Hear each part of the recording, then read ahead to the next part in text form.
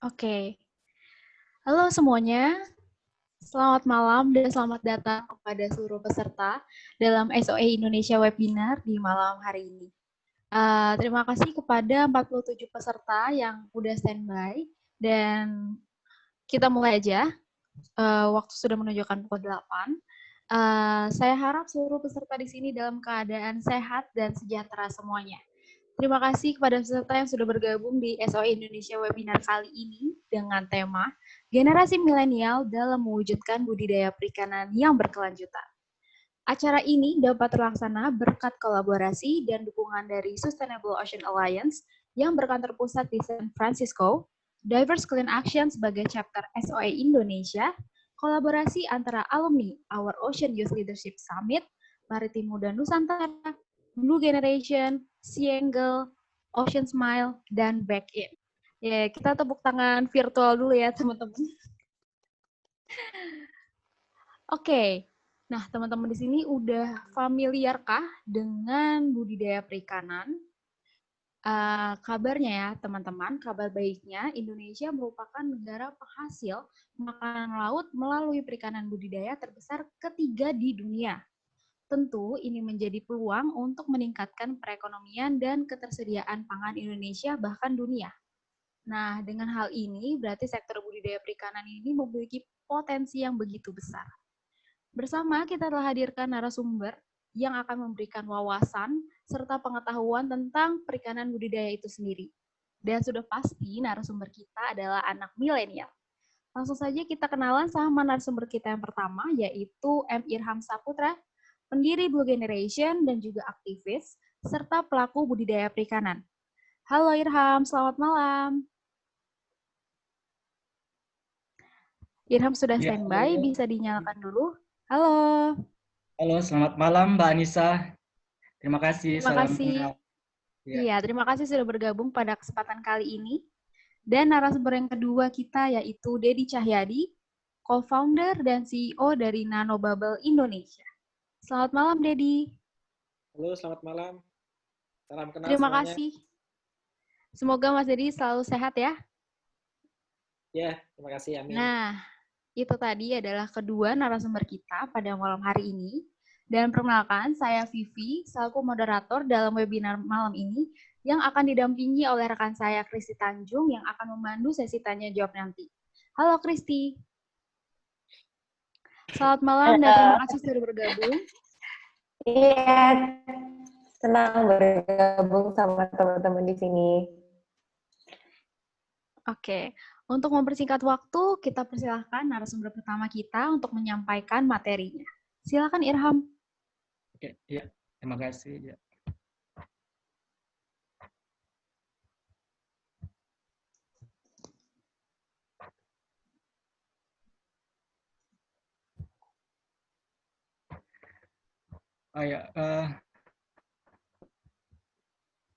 Salam kenal semuanya. Saat ini saya berkarir di bidang kerang mutiara jenis Pinctada maxima. Namun juga saya aktif di organisasi non-profit yang berbasis di Lembata, Flores Timur di NTT. Nah, pada kesempatan kali ini, karena saya bidangnya lebih ke arah kerang mutiara, jadi saya akan menjelaskan terlebih dahulu terkait budidaya perikanan yang berkelanjutan, atau bahasa modernnya sustainable aquaculture.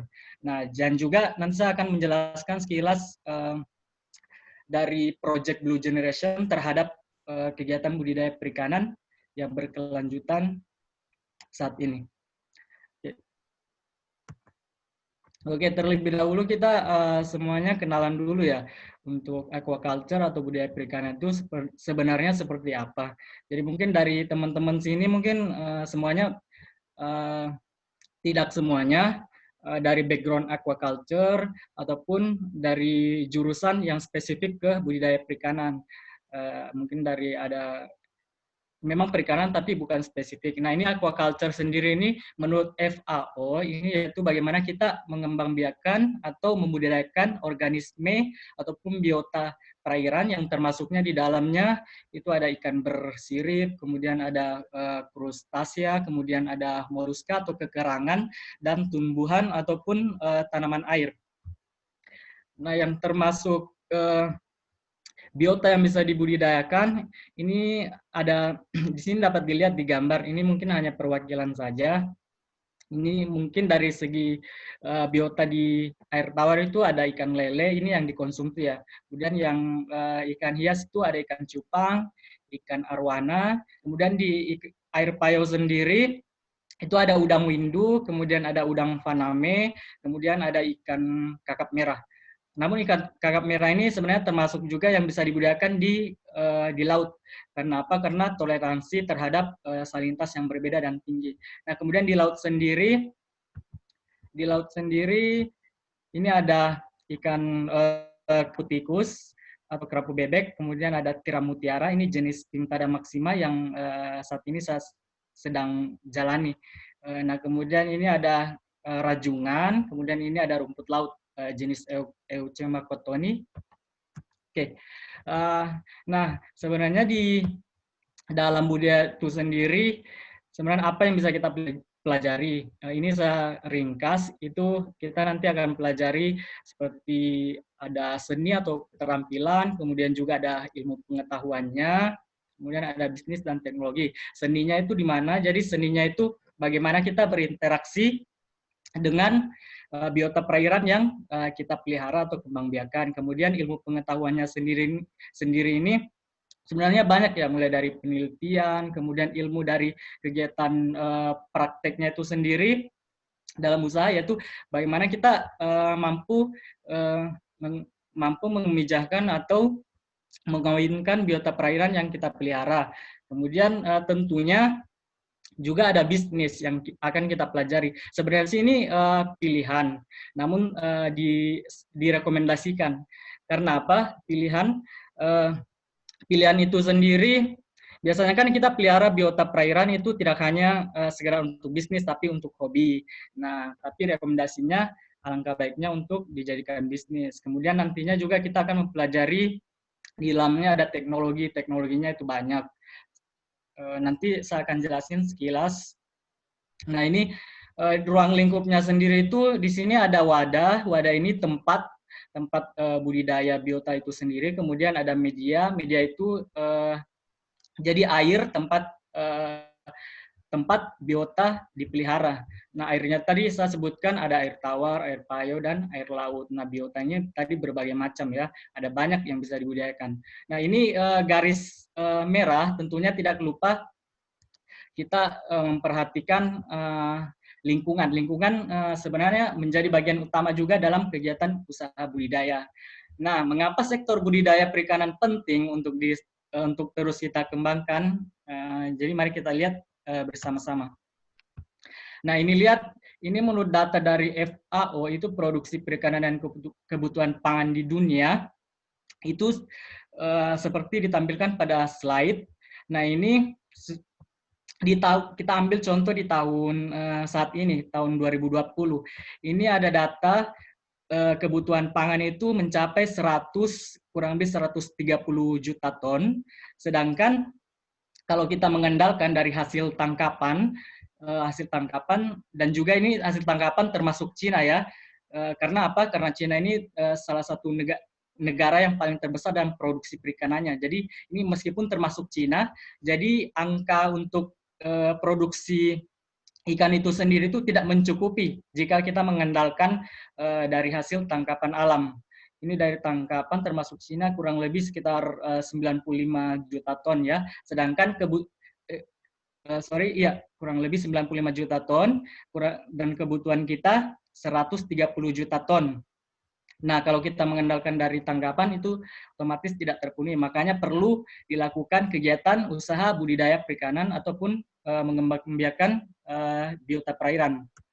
Oke, kalau kita lihat dari pertumbuhan penduduk di dunia dan di Asia, ini sumbernya dari United Nations, itu kalau diprediksi tahun 2030, penduduk di dunia itu mencapai 8,3 miliar orang.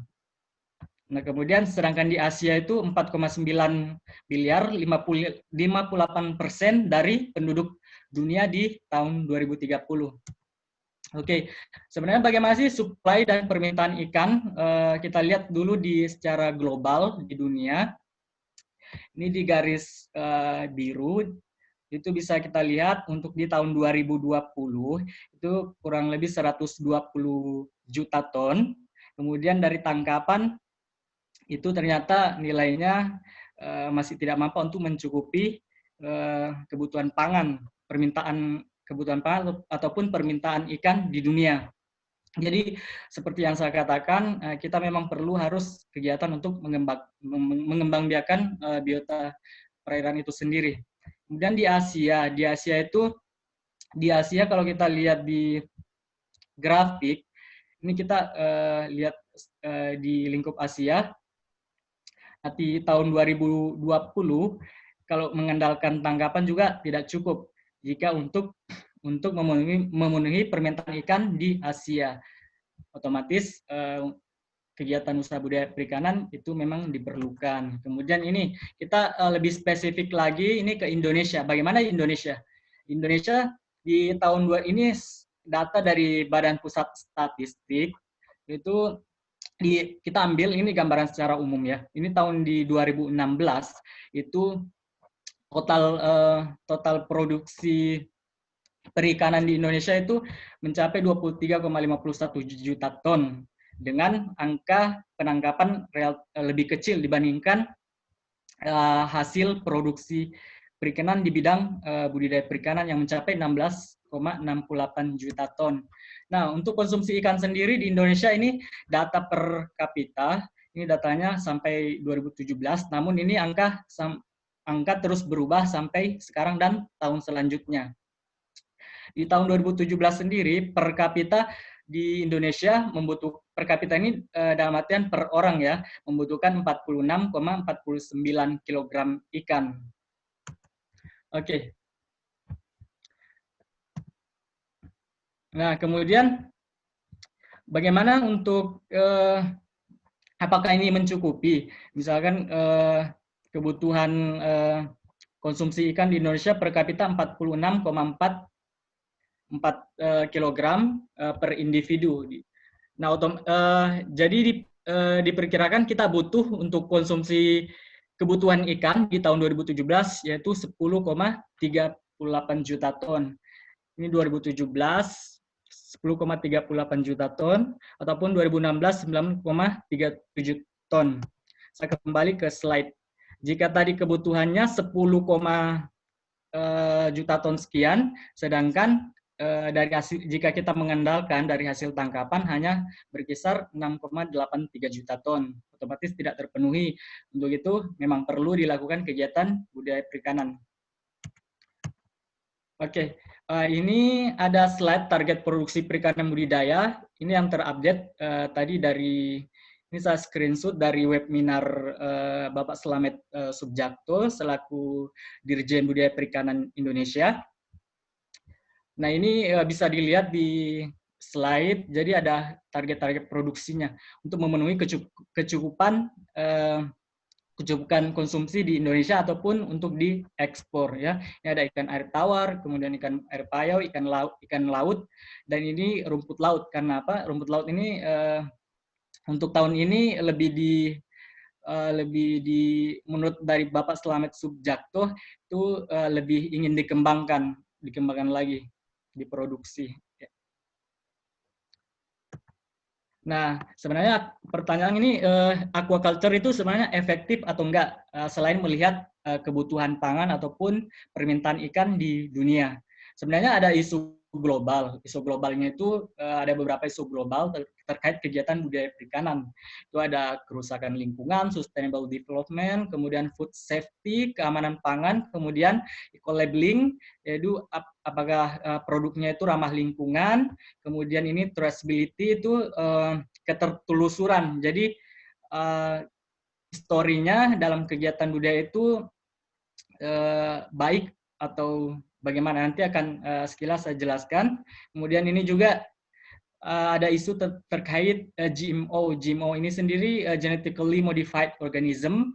Itu jadi dalam kegiatan budaya itu ada memodifikasi genetik dari mungkin induk untuk keturunan biota yang dikembangbiakan.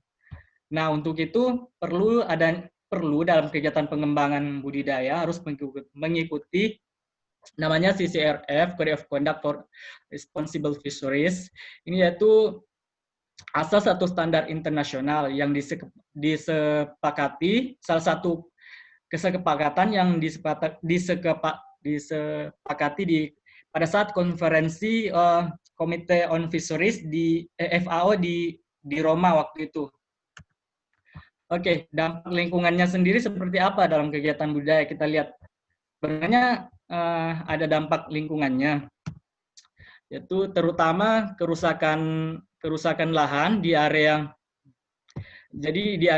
mangrove ataupun pesisir, di area sungai ataupun pesisir ini ada kerusakan mangrove yang diakibatkan. Contohnya karena apa? Nah, misalkan ada kegiatan usaha budidaya, terutama ini mungkin saya lebih bisa sebutin lebih ke budidaya udang ya. Nah, ini ada contoh kerusakan lingkungan yang diakibatkan oleh kegiatan usaha budidaya. Ini sumbernya ada di Bengkulu, kemudian juga ini ada di Rembang nih. Bisa dilihat. Kemudian dampak lingkungan selanjutnya yaitu mengurangi keberagaman genetik broodstock atau induk. Karena apa? Jadi kita membudidayakan otomatis kita jadi tidak mengembangbiakan di satu lingkup atau memijahkan di satu lingkup dengan induk yang lingkup terbatas. Jadi terbatas juga genetiknya, jadi tidak seperti yang di alam.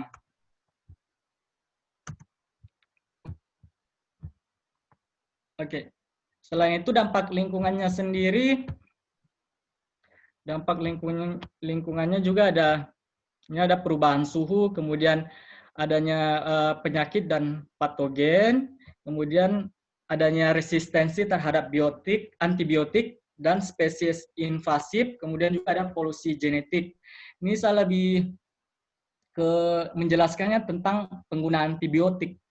Nah, karena dalam kegiatan budidaya perikanan itu sendiri tidak terlepas biasanya kita menggunakan namanya obat-obatan bahan kimia yang kita sebut antibiotik. Nah, antibiotik sendiri ini kalau kita secara terus-menerus kita gunakan itu akan mengakibatkan namanya resistensi antibiotik. Resistensi antibiotik itu sendiri seperti apa? Jadi pada saat kita memberikan obat atau antibiotik ini karena terlalu sering kita gunakan, akhirnya lama-kelamaan nanti kebal. Jadi kuman atau penyakit ini akan kebal terhadap antibiotik yang kita berikan. Jadi mungkin karena patogennya, kemudian bakteri dan sebagainya itu bakterinya sudah bisa memahami karakteristik antibiotik tersebut. Dan kemudian juga tentunya berbahaya terhadap biota perairan yang hidup di sekitarnya. Sebenarnya udang, ikan, kerang sehat itu sebenarnya kita tidak memerlukan antibiotik. Karena apa? Karena sekarang juga sudah ada namanya probiotik ya.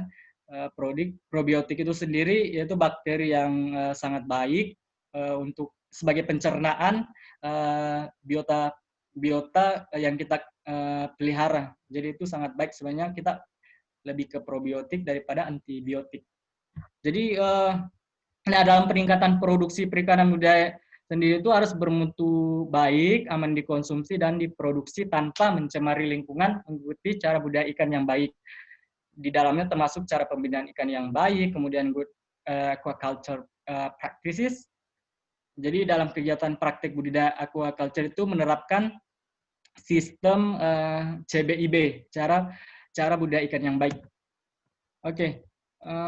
Untuk keberlanjutan perikanan ini sendiri, ini ada beberapa hal yang perlu kita perhatikan.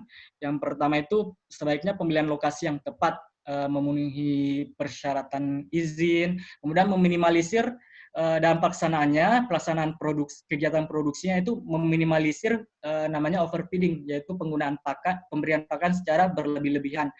Nah, selain kenapa kita harus menekan namanya overfeeding ini? Karena apa? Karena ini termasuk dapat mengurangi biaya pakan. Kemudian juga menjaga kestabilan dissolved oksigen ataupun kandungan oksigen terlarut yang ada dalam air. Nah, kemudian ini juga ini di dalam budidaya kita kenal namanya polikultur, kemudian juga ada aquaponik. Nah, ini sebenarnya kegiatan budidaya perikanan yang sebaiknya kita tingkatkan atau kita lakukan untuk keberlanjutan. Nah, ini juga ya ada satu lagi ini namanya minapadi ya. Ini minapadi kalau teman-teman mungkin pernah ke sawah, namun tapi dipadukan dengan pemeliharaan ikan di pinggir-pinggir caren atau caren di pinggir sawah.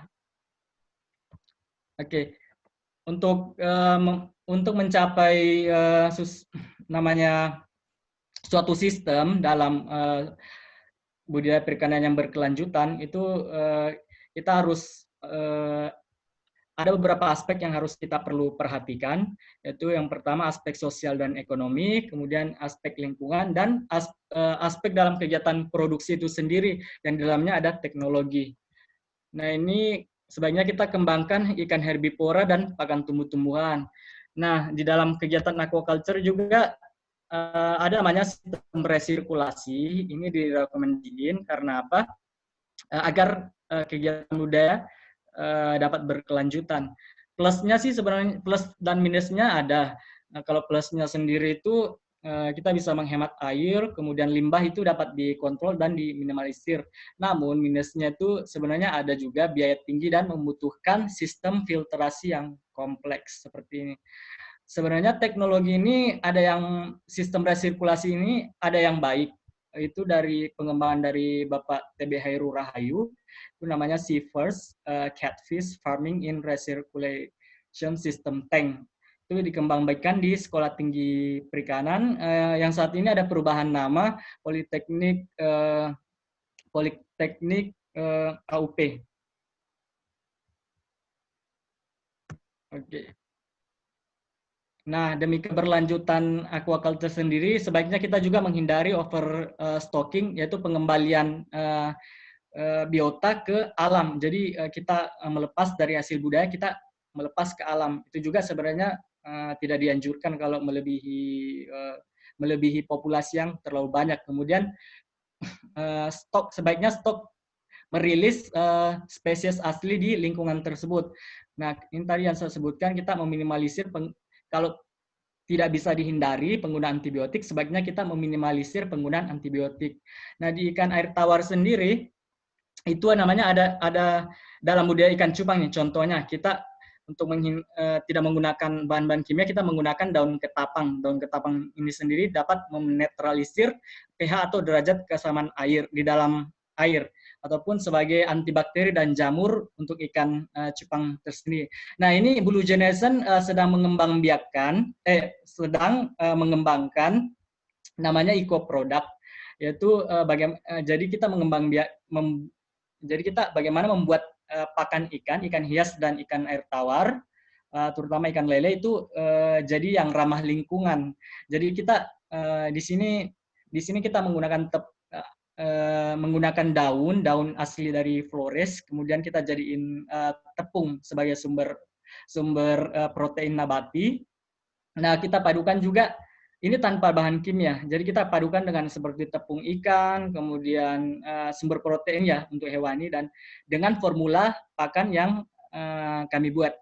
Kemudian ini air payau ya di budaya udang. Sebaiknya kita kombinasikan dengan rumput laut sebagai biofilter.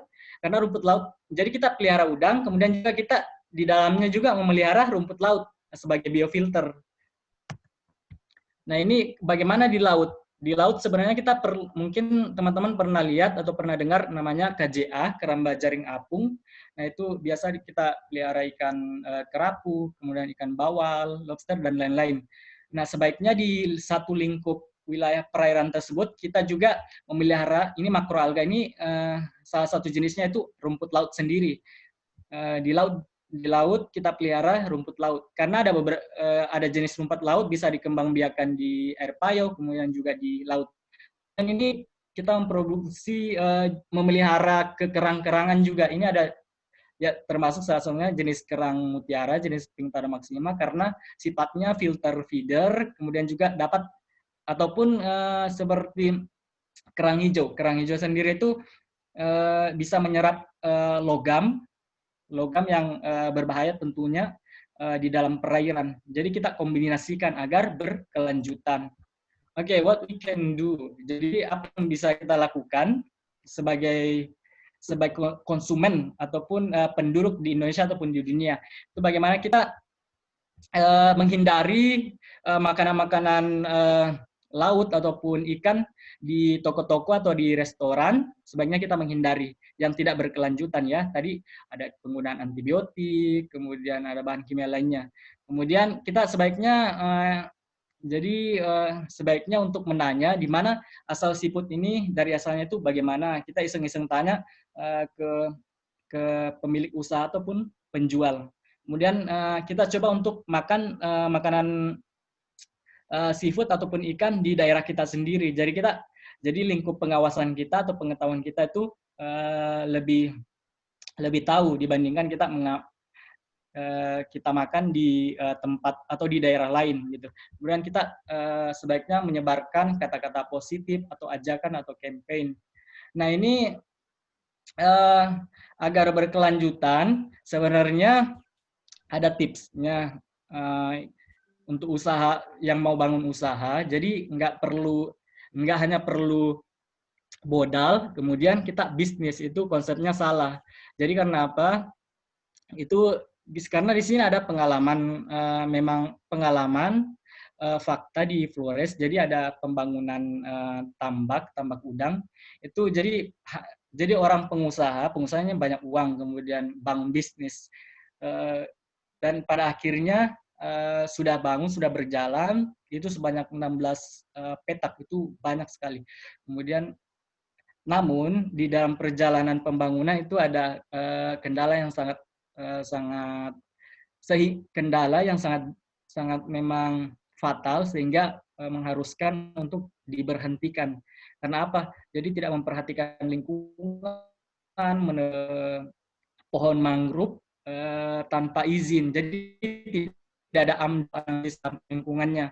Untuk itu kita perlu ilmu sebelum membangun bisnis. Udah ada ilmunya dulu, kemudian modal, kemudian bisnis. Oke. Kemudian juga teknologi. Sebenarnya teknologi ini kunci peningkatan produksi yang berkelanjutan. Salah satu teknologinya sih, ini saya lihat pembicara Mas Dedi ini mengembangkan teknologi nanobubble. Nanti kita dengar dari Mas Dedi sendiri ya. Ya, kemudian keterlibatan generasi pemuda ikut serta menjadi bagian dalam peningkatan ide, metode, inovasi, dan teknologi dalam mewujudkan budaya perikanan yang berkelanjutan. Nah, populasi pemuda di dunia itu memang kita hanya 25%, tapi 100% generasi masa depan. Itu tadi, ini bagi yang mau tahu tentang proyek dari kami, kemudian ataupun tentang budidaya perikanan, boleh menghubungi Blue Generation ya. Blue Generation ini sebenarnya suatu organisasi non-profit. Lingkupnya sih sebenarnya bagaimana kita memproteksi laut dari limbah melalui research, kemudian real actions, dan ekobisnis. Dan sekarang alhamdulillah meluas menjadi bagaimana kita dapat menjadi wadah untuk bagaimana mengkampanyekan kegiatan usaha-usaha budidaya perikanan itu agar ramah lingkungan. Jadi kendala lingkungan sendiri itu apalagi entah di sungai, di laut, itu tidak hanya mungkin dari sampah ya, apalagi sampah plastik, namun sebenarnya ada kendala lainnya yang perlu kita perhatikan. Ini ada kontaknya, bisa dilihat, ada Instagramnya, di WhatsApp-nya, ini ada emailnya. Oke. Oh ya, jadi ini karena batasnya udah 20 menit, jadi ini dari panitia, sebenarnya saya ada pertanyaan, tapi langsung sampaikan di dalam sesi penyampaian, di akhir sesi penyampaian. Namun nanti dijawab di kolom chat, dari kolom percakapan, jadi bisa dijawab. Waktu penjawabnya itu 2 menit. Jadi saya hadiah, ini dari kami tim Blue Generation, bagi teman-teman. Ini ada hadiahnya kain tenun Flores. kain tenun Flores ini maknanya sangat dalam, yaitu motifnya ini teman-teman mungkin udah pada tahu ya, ini lambang Garuda Indonesia. Jadi sebagaimana Indonesia ini memiliki keragaman yang sangat banyak, dari budaya, kemudian bahasa dan sebagainya. Oke,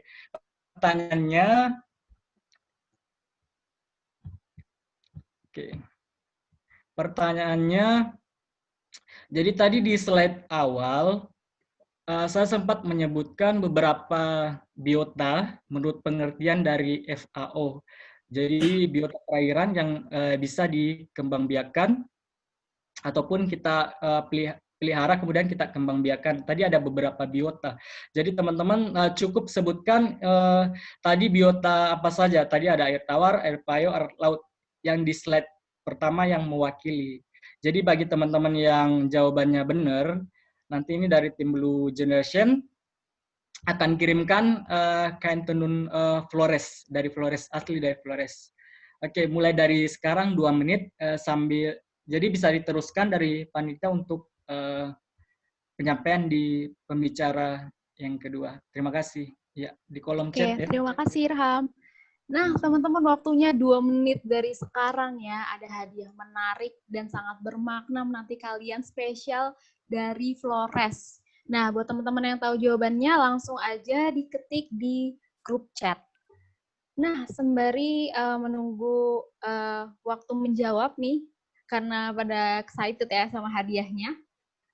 Pertama-tama terima kasih Irham. Benar sekali bahwanya kegiatan budidaya perikanan sangat perlu untuk memenuhi kecukupan konsumsi di Indonesia. Memperhatikan keseimbangan antara aktivitas pemanfaatan dan kondisi alam juga nggak kalah penting nih untuk diperhatikan. Nah, di sini kuncinya yaitu teknologi untuk meningkatkan produksi yang berkelanjutan. Teman-teman sambil masa karantina gini, bisa juga loh sambil belajar aquaponik untuk menghabiskan waktu gitu. Nah, teman-teman, tadi sudah disampaikan oleh Kristi di Zoom group chat untuk teman-teman yang sudah bergabung, dimohon untuk mengganti merename nama pesertanya dengan format nama, strip kota, / provinsi. Atau buat teman-teman bisa langsung lihat formatnya di nama Kristi atau di nama saya. Sudah kami ganti. Nah, sapa-sapa dulu nih. Teman-teman nih datang dari mana aja sih? Ada yang dari Bogor, ada yang dari Jakarta, dari Ambon. Wow, halo Maureen. Senang banget ya, jauh-jauh nih. Sekarang kalau di Ambon, udah jam berapa ya kira-kira? Ada yang dari Tangerang, ada yang dari Denpasar. Aduh, seru banget ya. Nah, teman-teman, selanjutnya kita akan persilahkan narasumber kedua kita, yaitu Dedi Cahyadi, untuk menyampaikan materinya mengenai teknologi nanobubble. Silakan, Dedi. Oke, terima kasih Mbak Vivi ya, dari SOA. Oke, sebelumnya selamat malam. Assalamualaikum warahmatullahi wabarakatuh. Luar biasa, malam ini, di hari ini saya 2 kali sesi webinar, tadi pagi bareng rekan-rekan startup eFishery, Jala, Silifis, ada juga Aruna. Terus malam ini kita diskusi lagi terkait aquaculture dan fisheries, undangan dari SOA. Terima kasih, mohon maaf Mbak Era kalau saya kurang fast respon beberapa hal. Sekilas saya lihat 100 peserta di malam hari di Ramadan, luar biasa semangatnya. Bahkan Mas Irham kalau dari Flores berarti WIB plus 2 jam ya, harusnya lebih larut daripada di Jakarta atau di Malang. Saya kebetulan di Malang sudah sebulan setengah WFH. Dari 100 ini saya tracking, yang kenal cuma 2 orang gitu. Ada Ilham Dangu, alumni ITB ini matematik, staf di Kamil Pascasarjana. Yang kedua ada CEO Nanobubble nih, sekretaris pribadi saya lah, Mas Rizky. Mungkin yang buat PPT juga Rizky itu kali ya. Oke, PPT-nya sudah open sharing nggak?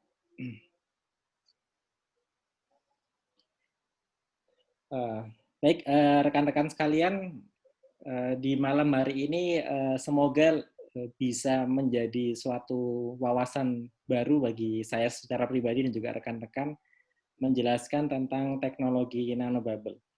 Jadi di sini saya sifatnya sharing, bukan menggurui, karena lebih banyak yang lebih paham dari saya mungkin, baik di perikanan atau teknologi. Dan background saya secara pribadi di teknik lingkungan. Jadi misi kita atau tagline kita di startup nanobubble itu improving water quality and productivity of aquaculture. Jadi kita visinya adalah bagaimana kehidupan budidaya perikanan, terutama budidaya perikanan di daratan, yang secara luasan tambak atau luasan kolam semakin kecil, kemudian semakin banyak menimbulkan limbah-limbah organik dari pakan ataupun akumulasi biological yang lainnya, dan kita ingin terapkan nanobubble yang secara fungsi adalah bisa meningkatkan kandungan kelarutan gas di dalam liquid, di dalam air. Nah, gasnya ini apapun ya, jadi sementara yang sudah kita coba adalah gas oksigen. Berarti kalau oksigen meningkatkan dissolved oksigen atau oksigen terlarut. Dulu waktu kira-kira saya TK, saya berpikir bahwa ikan itu tidak perlu oksigen tuh di air. Jadi saya pikir hanya manusia yang atau human yang menggunakan paru-paru butuh O2 tuh. Ternyata kekinian SMP atau SD kita berpikir bahwa oh ternyata di perairan itu juga ikan menggunakan oksigen sebagai suatu proses metabolisme dalam hidupnya di perairan. Dengan oksigen yang dilarutkan di dalam air, yang selama ini hanya melalui gesekan-gesekan udara yang kemudian terkonversi menjadi oksigen yang ada di dalam air. Okay, next.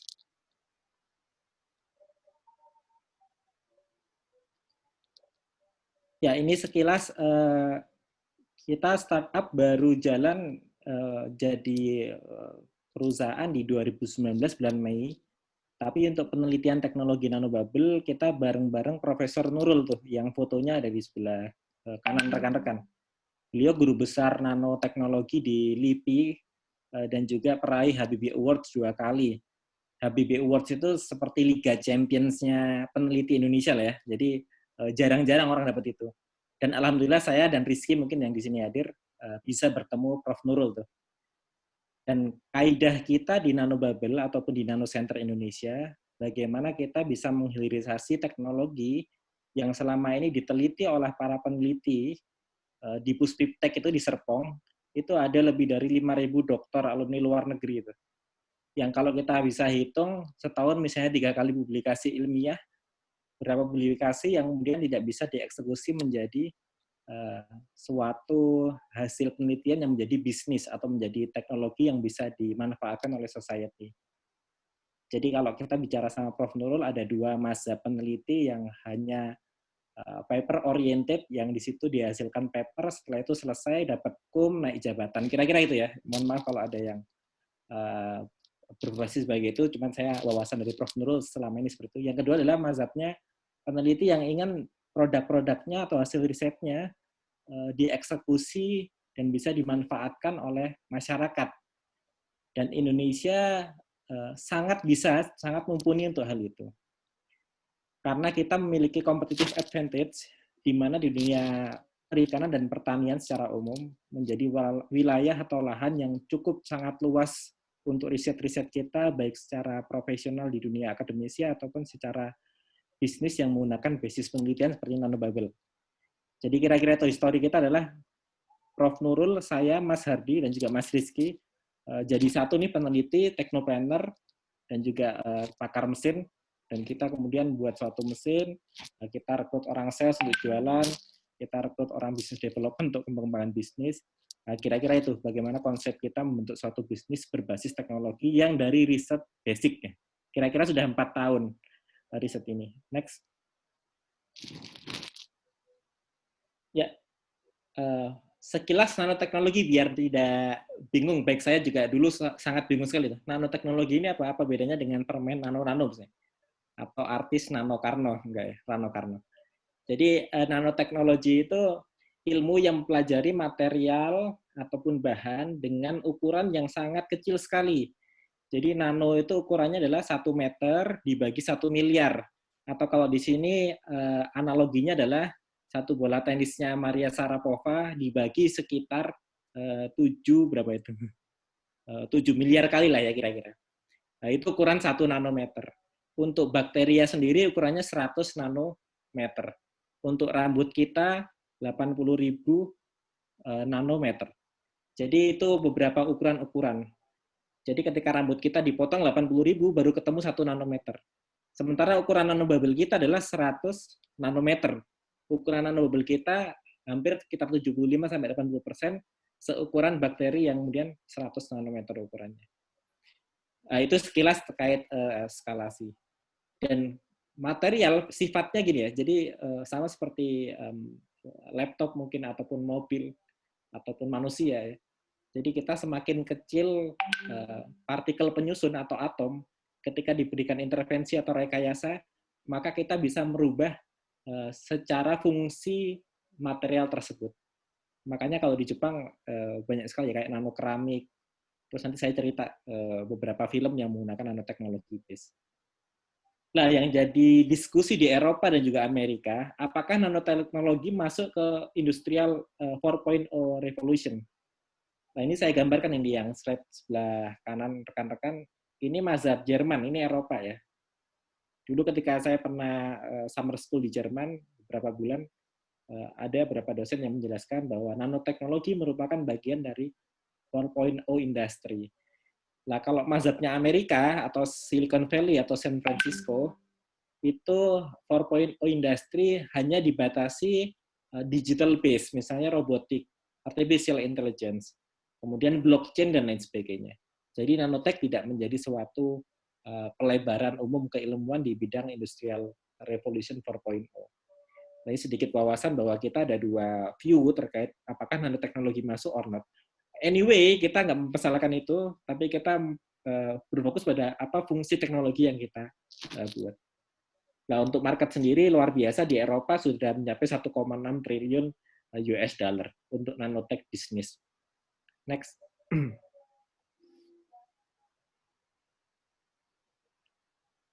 Ya, oke.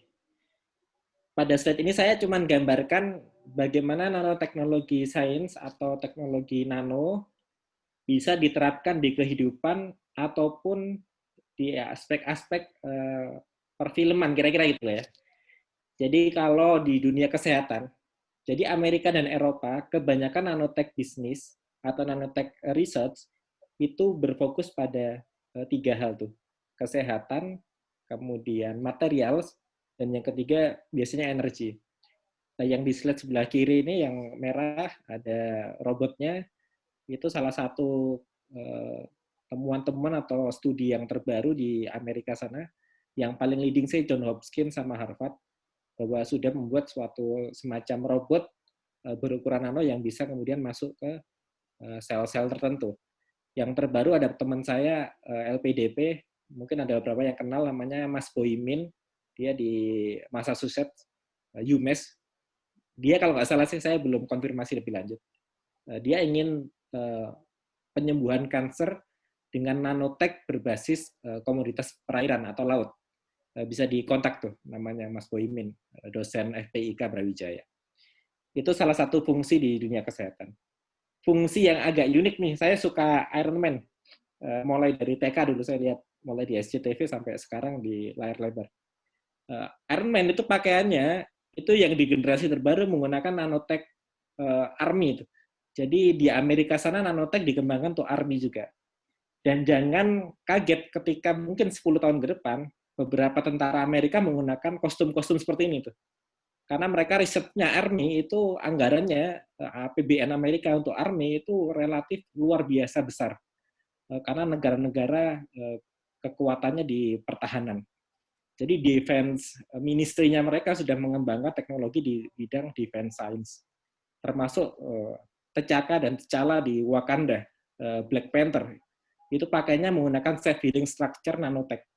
Jadi bagaimana nanoteknologi itu bisa mengembalikan struktur pakaian yang sudah kena serangan tembakan, kemudian Iron Man dihajar habis-habisan sama musuhnya, dia bisa kembali pulih secara mekanisme nanotech self-healing structure.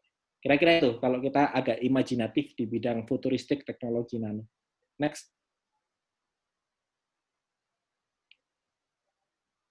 Ya, sekarang kita agak membumi sedikit. Tadi kita melangit melihat futuristik prospek teknologi nano. Sekarang kita berbicara teknologi nano di era 2000 sampai 2020. Jadi historinya gini rekan-rekan. Prof. Nurul itu 14 tahun sekolah dan kerja di Jepang. Dulu kerjanya di Kagoshima University dan juga di Dinas Lingkungan Hidup di Prefecture di sana. Riset-riset beliau adalah bagaimana nanotech bisa menyelesaikan permasalahan lingkungan ataupun permasalahan lainnya di bidang pertanian dan perikanan salah satunya. Dan inspirasi beliau adalah di Jepang dulu ada namanya nanobubble, yang dari awal beliau sangat ingin kembangkan gimana sih caranya teknologi ini bisa kita buat sendiri di Indonesia dan juga diterapkan di Indonesia, baik as a business ataupun as a research. Akhirnya beliau pulang ke Indonesia di 2004, 10 tahun berlalu, beliau dapat feel lagi untuk mengerjakan nanobubble teknologi. Akhirnya dirisetlah mulai 2014 sampai 2018. Kemudian ketemu saya dan Hardi. Saya dan Hardi sama-sama LPDP, Pak Nurul pengisi tab LPDP PK. Kita juga tergabung di Nano World Indonesia waktu mahasiswa. Mungkin di Brawijaya ada Brawijaya Nano Club, ataupun di ITB ada society-nya sendiri, nano-nano organisasi. Kita prinsipnya adalah melihat bahwa nanobubble ini sangat prospektif sekali. Lihat ini, fungsi-fungsi nanobubble sama mikrobubble di Jepang, terutama ini presentasi dari Profesor di Kyoto dipresentasikan di Thailand. Kita lihat saja nih, di bidang aquaculture kita nanti akan lebih banyak diskusi di sini. Tapi di bidang yang lainnya, medical, di Jepang sudah digunakan untuk pengobatan kanker, nanobubble. Kemudian di industri, untuk efisiensi di fuel, dan juga untuk energy saving di shipping. Kemudian di beberapa yang lainnya, wastewater treatment ini yang sedang kita kerjakan dengan teman-teman Nano Center Indonesia. Bagaimana pengolahan limbah air gambut dan juga pengolahan limbah kelapa sawit cair, kita injek dengan nano ozon atau nano bubble oksigen untuk menurunkan kandungan kimianya. Oke, next. Oke, ini sekilas saja ya. Ini fungsi nanobubble di Jepang, salah satunya untuk perbaikan kualitas air danau ataupun sungai. Ya itu kira-kira ada before after-nya. Mekanismenya simpel, bagaimana oksigen itu bisa mempercepat biodegradasi beberapa komponen organik di dalam perairan. Kira-kira itu nanti bisa dibaca overview-nya di beberapa studi ya. Next. Nah, ini yang kedua, sekali lagi mazhab kita untuk nanobubble ini sangat spiritnya spirit Jepang, karena Prof. Nurul cara kerjanya juga cara-cara Jepang gitu ya, 9 to 5. Bahkan kita pernah kerja sampai 12 malam, bongkar-bongkar mesin, kira-kira gitu.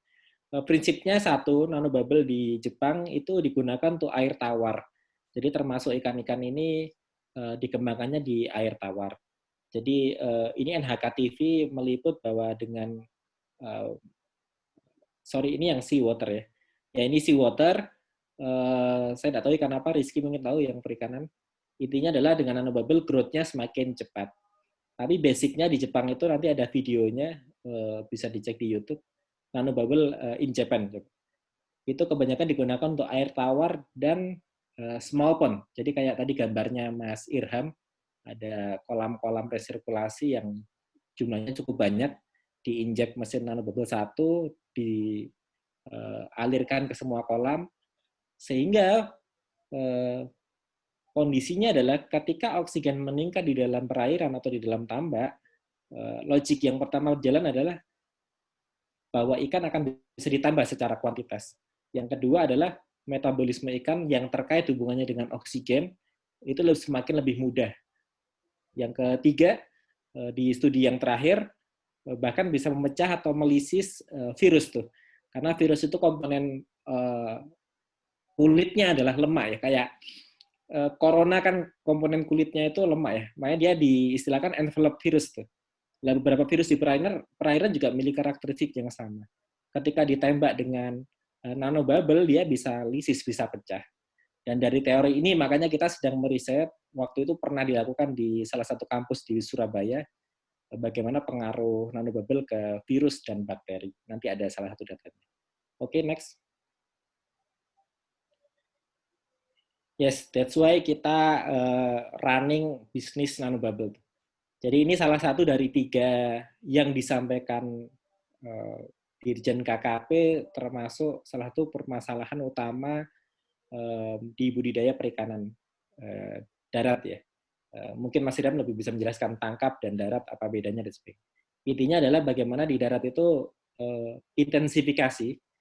Jadi merekayasa daratan menjadi suatu tambak, kemudian dibudidayakan suatu ikan dengan pakan yang luar biasa banyak, kemudian chemical proses yang luar biasa di dalam perairan, makanya akhirnya racun kemudian bisa timbul, misalnya amonia dan sebagainya.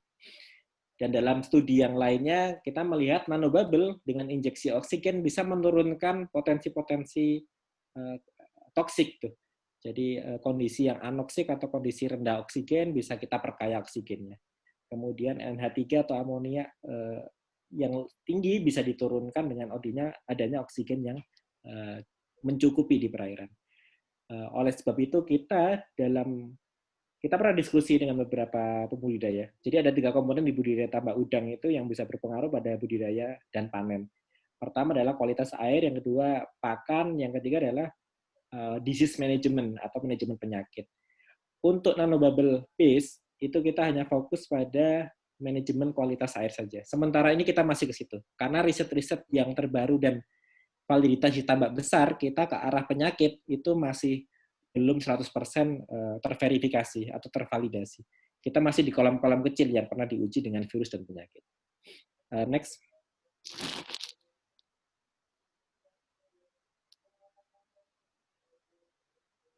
Ya, ini sekilas selayang pandang aja teknologi kita intinya kayak silinder-silinder tabung inilah ya. Isinya itu yang lingkaran-lingkaran yang ada di kiri nih. Kita buat lingkaran semacam sarang lebah yang kita susun sedemikian rupa.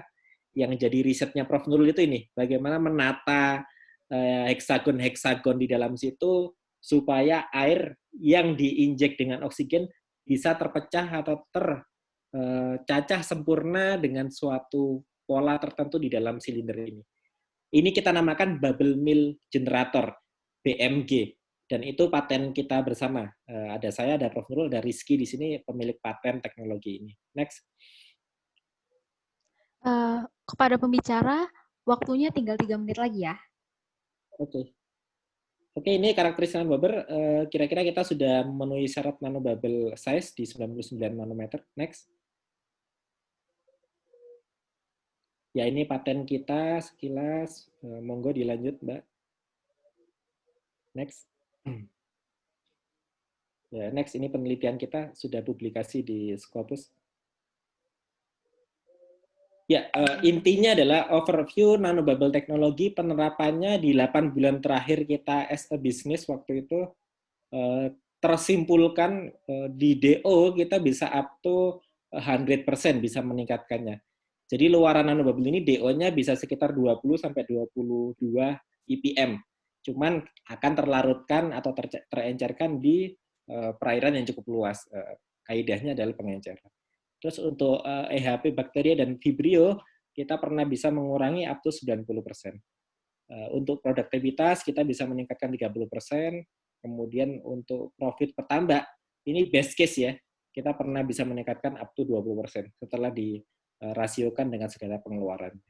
Jadi yang saya sampaikan di sini adalah best case semuanya. Di bawah apakah ada kendala? Jelas. Namanya juga startup yang kemudian masih memvalidasi teknologi dan market. Oke, next. Ya, ini sekilas yang dengan kampus di Surabaya, UNER. Poinnya adalah tadi saya sampaikan bahwa Vibrio telah kita injeksi secara sengaja dan bisa terkurangi.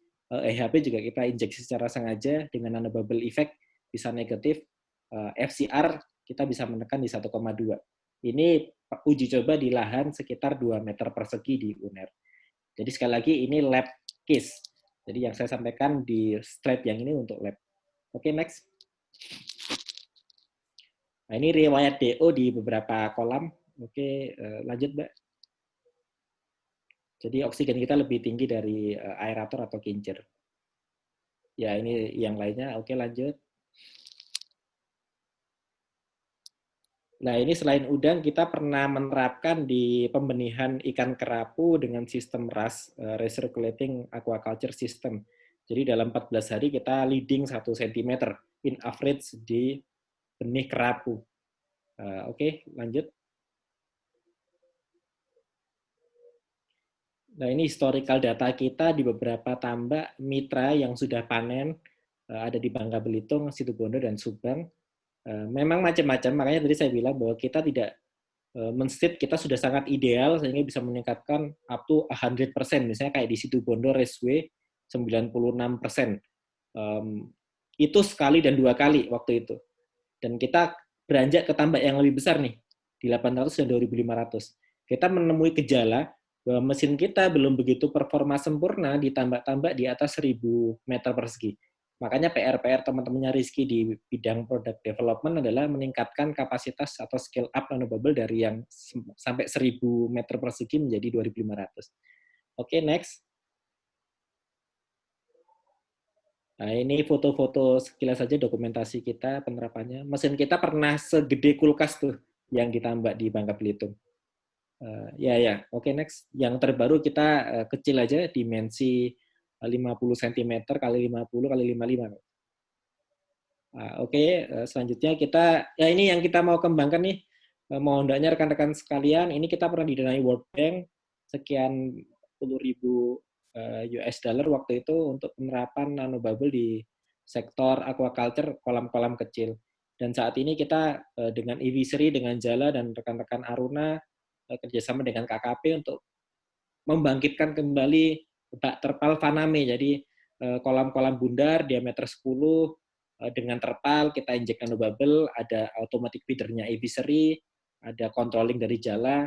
Jadi kita mau buat digital ecosystem di perikanan bareng KKP.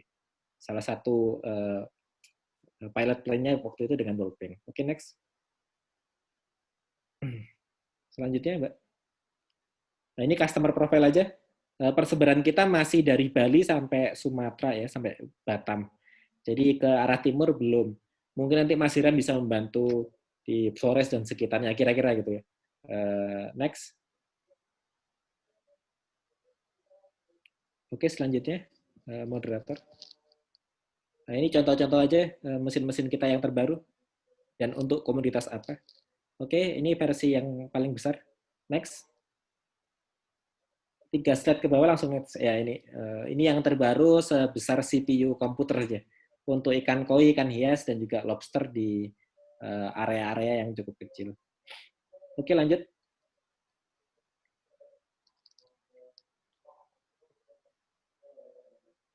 Ya, ini tadi yang saya sampaikan, kita sedang ongoing untuk meneliti nanobubble bisa menurunkan kadar BOD, COD, dan chemical compound di limbah-limbah industri dan juga limbah air gambut. Sudah ada di YouTube, kira-kira salah satu videonya. Oke, next. Nah, ini untuk mengejar di digital base-nya, ini sempat kita mau buat waktu itu, sekarang agak postpone, agak kita tunda karena fokus di pengembangan yang limbah. Jadi kita waktu itu ingin kontrol bagaimana DO dan sebagainya di apps gitu. Ternyata sudah ada Jala dan kawan-kawan. Waktu itu kita rencana dengan Jala kolaborasi. Tapi sampai sekarang belum kita eksekusi bersama. Semoga di kepada pembicara, waktu 1 menit lagi ya. Oke, sudah mau beres. Oke, next Mbak. Oke, ini yang tadi, yang terbaru. Next.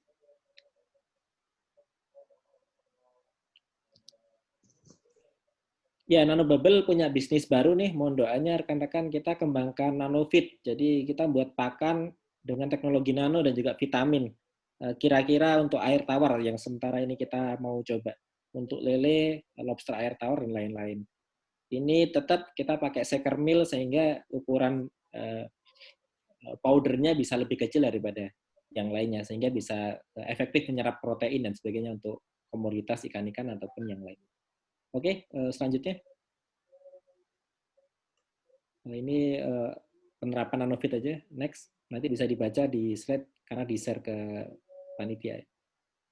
Nah, ini tim intinya ada 3 orang, ada saya, Hardi, Pak Nurul, Rizky juga harusnya masuk, tapi untuk beberapa hal memang kita sounding ke publiknya, co-founding timnya di 3 orang ini. Terus Mas Agung Nugroho, Direktur Grab Kios, jadi mentor kita. Ya, selanjutnya terakhir, slide, yes. Misi kita adalah Nanobubble B-Series itu salah satu part dari target kita. Sementara yang lainnya luar biasa masih luas.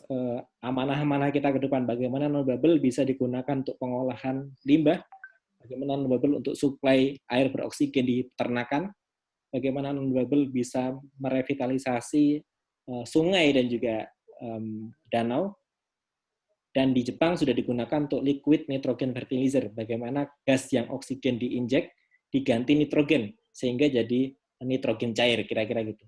Dan kita juga pernah menginjek karbon dioksida ke budidaya spirulina atau alga untuk bisnis kosmetik, waktu itu ada partner di Jawa Tengah. Jadi kira-kira itu dari nanobubble.id, ada saya dan Mas Rizky di forum malam hari ini. Terima kasih panitia. Silakan jika ada yang tanyakan. Assalamualaikum warahmatullahi wabarakatuh. Waalaikumsalam warahmatullahi wabarakatuh. Terima kasih Dedi dari nanobubble.id atas penjelasannya tentang teknologi dari nanobubble sendiri. Nah, ini kalau diibaratin, ternyata teknologi nanobubble nih kayak kecil-kecil cabai rawit ya. Kecil tapi manfaatnya banyak. Bahkan sampai di Amerika sendiri udah dimanfaatkan untuk memperkuat arminya sendiri. Nah, itulah tadi presentasi dari kedua narasumber kita.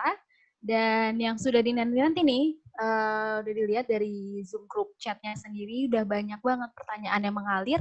Langsung aja kita mulai sesi tanya-jawabnya yang akan dipandu oleh rekan saya, Kristi Tanjung. Silakan, Kristi.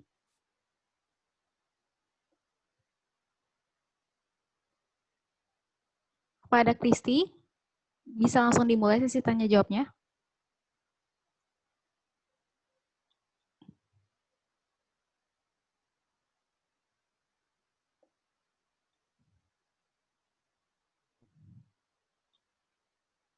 Oke, waktu dipersilakan.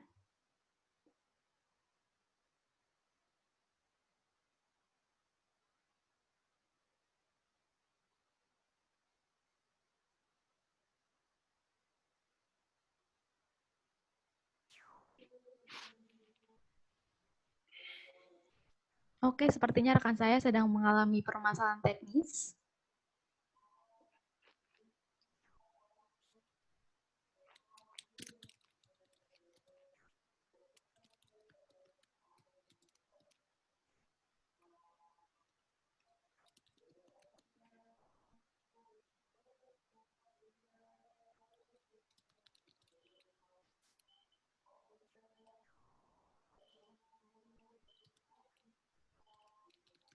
Oke, mungkin untuk Kristi bisa di-unmute terlebih dahulu. Oke. Oke, maaf ya. Oke, jadi aku udah lihat ada berbagai pertanyaan di dalam chat. Aku rasa kita mulai dari situ dulu aja kali.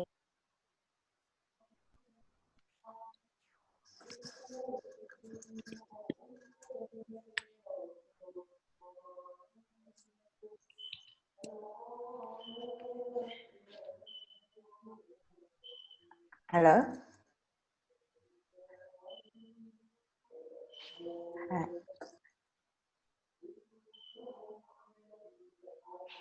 Oke, tadi aku ngumpulin pertanyaan pertama. Mungkin pertanyaan pertama bisa langsung ke Kak Irham. Halo Kak Irham, hadir tidak? Halo Kristi, ya. Hai Kak. Oke, tadi ada yang nanya nih tentang, ada yang nanya dari Muhammad Haris Kertanegara. Dia bilang, hai Sobat SOA, saya Haris. Izin tanya nih untuk Blue Generation. Menarik banget pembahasan tentang multi-trophic aquaculture. Dia nanya gini, untuk pembudidayaan kerang ini sifatnya kan filter feeder, di mana dia menyaring logam berat Nah, kita tahu kalau logam berat tuh nggak baik beku nih, Kak. Nah, ada nggak sih pengolahan lebih lanjut kerang yang ditujukan hanya untuk meremediasi logam berat yang ada di perairan sehingga ya nggak membahayakan gitu buat yang mengkonsumsi? Mungkin itu, Kak. Boleh dimulai dengan jawabannya. Ya, Kristi, terima kasih ya. Ini tadi Muhammad Haris, bagus sekali pertanyaannya. Ya, karena saya juga di bidang kerang, tapi kerang mutiara. Ini saya coba menjelaskan, tapi secara umumnya ya. Jadi sebenarnya, uh, jadi kalau di hatchery, sebelum kita produksi atau pelihara di laut, itu kerang terlebih dahulu di lingkup hatchery. Jadi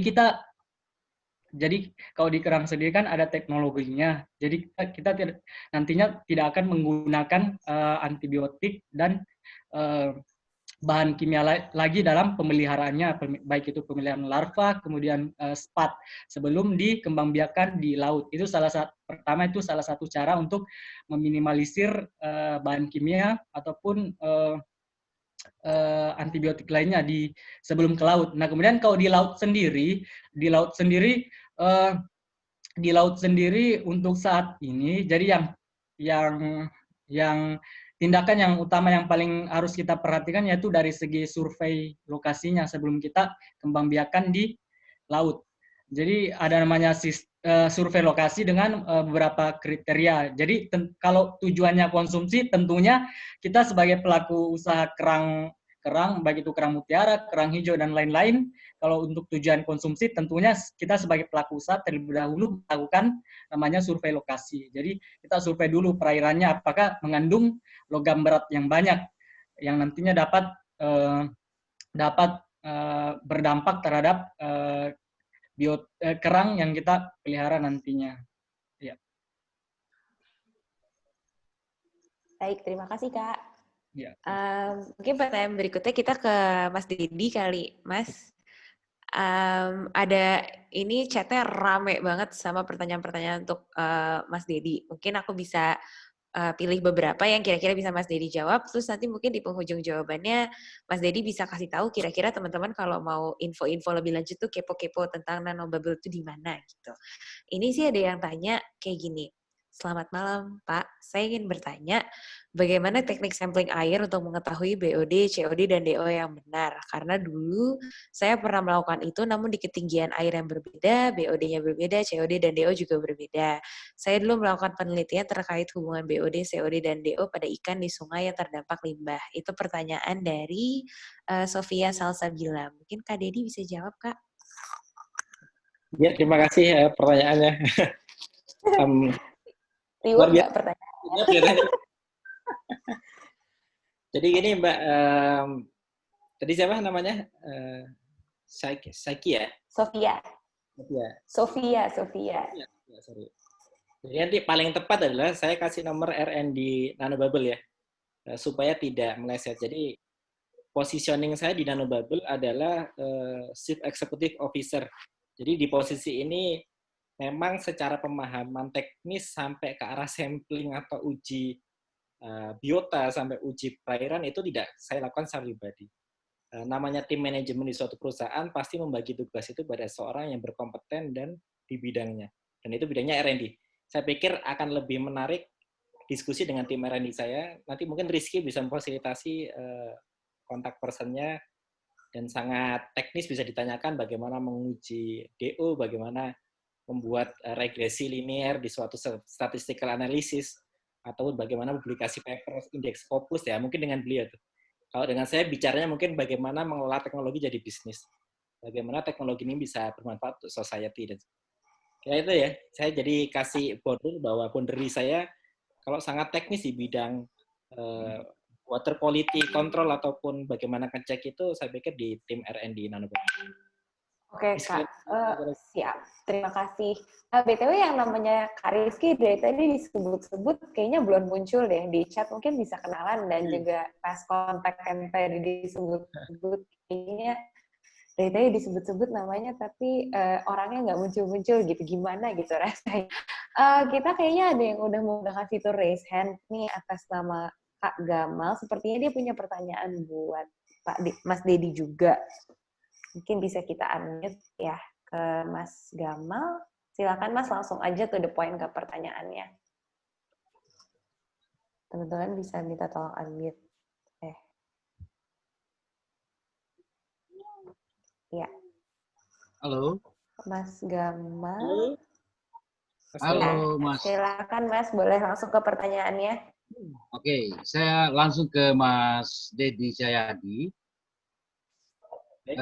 Halo Mas Dedi, Assalamualaikum. Halo, waalaikumsalam Mas Gamal, salam kenal. Saya langsung ke, misalnya dalam satu areal tambak, ya katakanlah ukuran 50 kali 50 lah. Ya.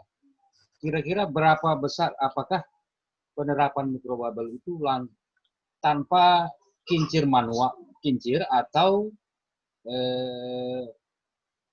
cuman mikrobubble. Kalaupun pemakaian kincir, seberapa banyak kincir yang kita butuhkan. Terima kasih Mas Dedi. Oke, terima kasih Mas Gamal. Saya kalau Gamal ingat Gamal Albin Said, dulu saya kerja bareng dengan beliau di Malang. Gamal yang berbeda ini di bidang perikanan. Jadi begini Mas Gamal, saya coba definisikan lebih clear ya. Apa beda nanobubble dan mikrobubble? Ini di ukuran gelembung saja sebenarnya. Bagi petambak itu tidak terlalu signifikan apakah dia nano atau mikro, sehingga mana yang harus dibeli. Biasanya petambak itu view-nya hanya saya beli dengan harga berapa, meningkatkan, saya investasi berapa, saya naikkan pendapatan berapa, kira-kira gitu. DO-nya berapa, itu permasalahan lain di water quality. Dan kita ingin masuk di sektor bagaimana kita perbaikan kualitas air, yang awalnya kita set nanobubble kita hanya untuk kolam-kolam di ukuran di bawah 500 waktu itu Pak, awal-awal. Di Situbondo kita hanya 80-100. Terus kita berkembang, karena permintaan pasar dan permintaan KKP Situbondo waktu itu, Balai Budidaya Perikanan, untuk dikembangkan. Akhirnya kita kembangkan dan kita coba semua tuh Pak. Kita di satu siklus pertama dicoba dikawinkan dengan kincir, tapi dikurangi 50% secara kuantitas. Hasilnya kita leading di 5-10%.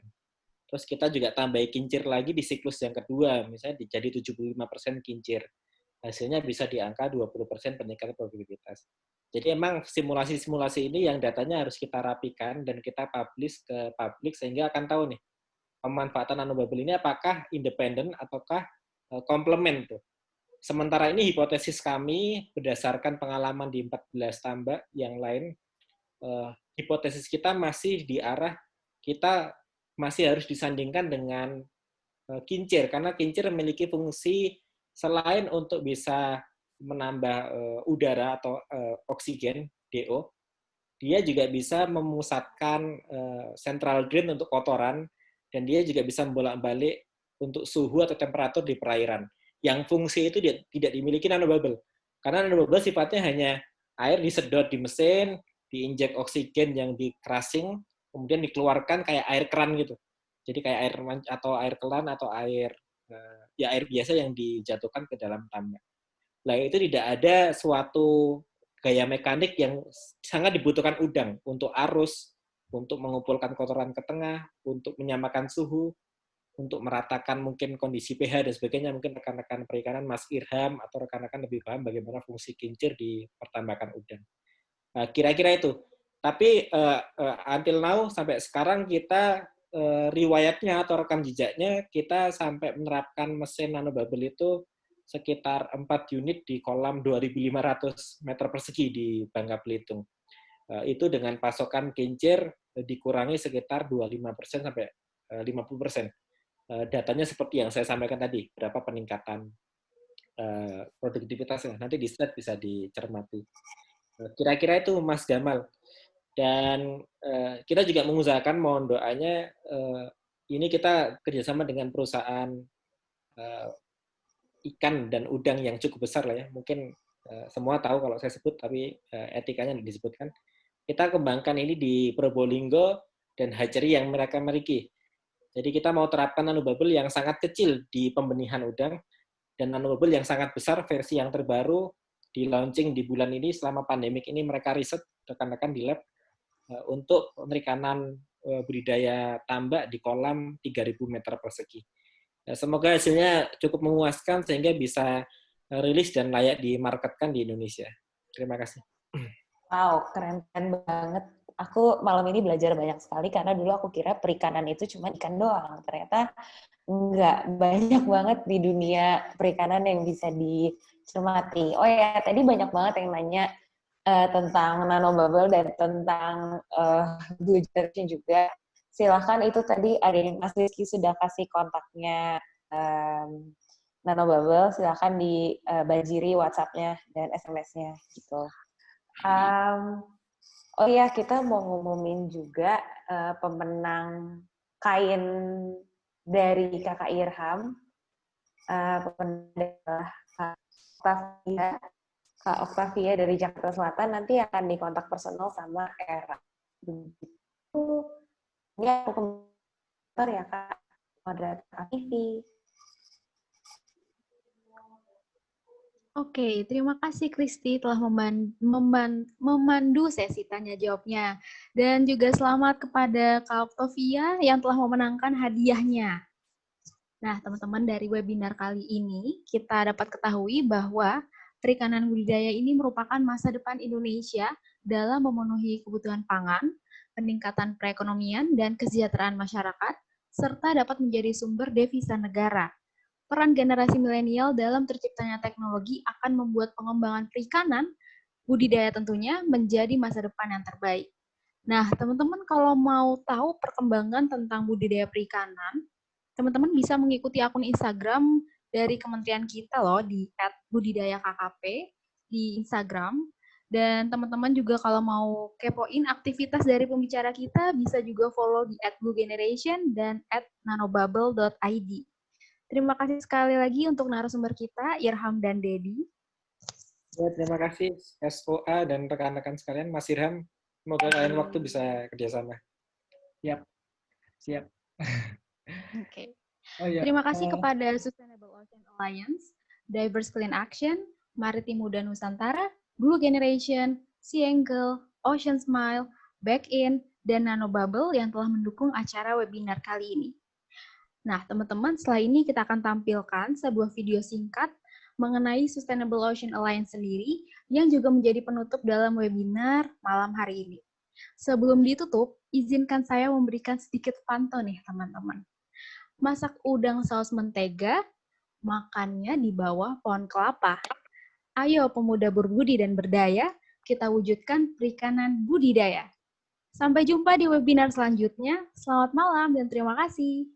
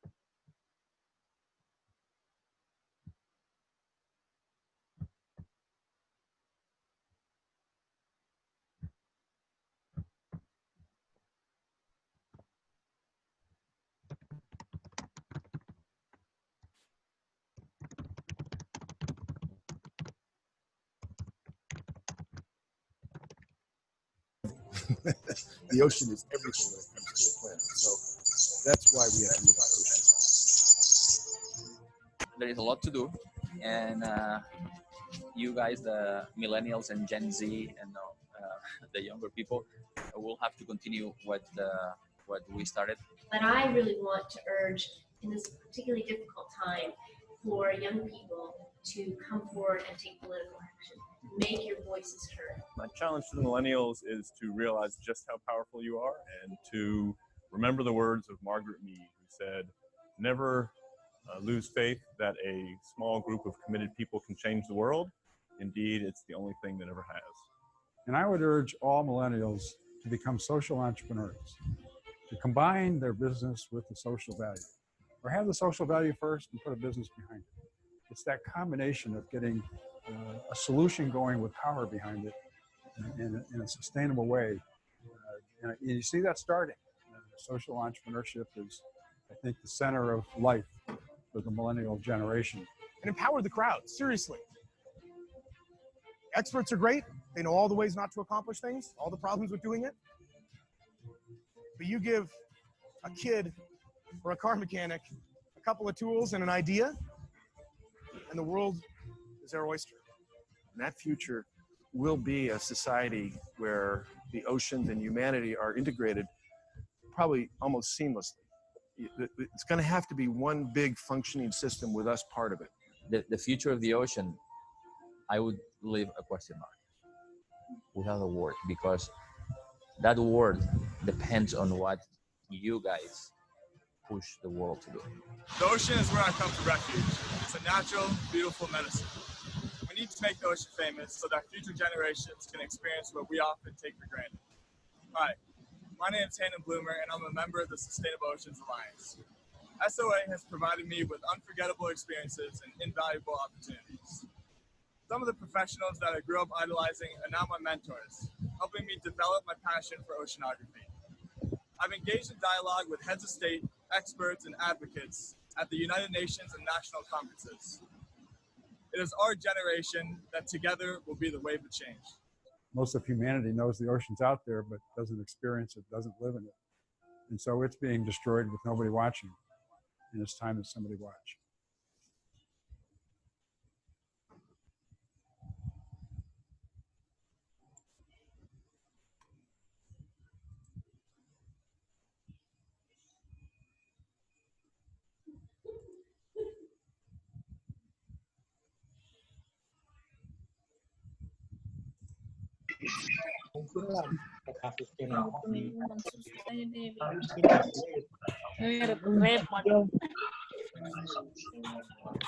Mikalita tuh mau campur tuh yang nggak akan bantu betulan.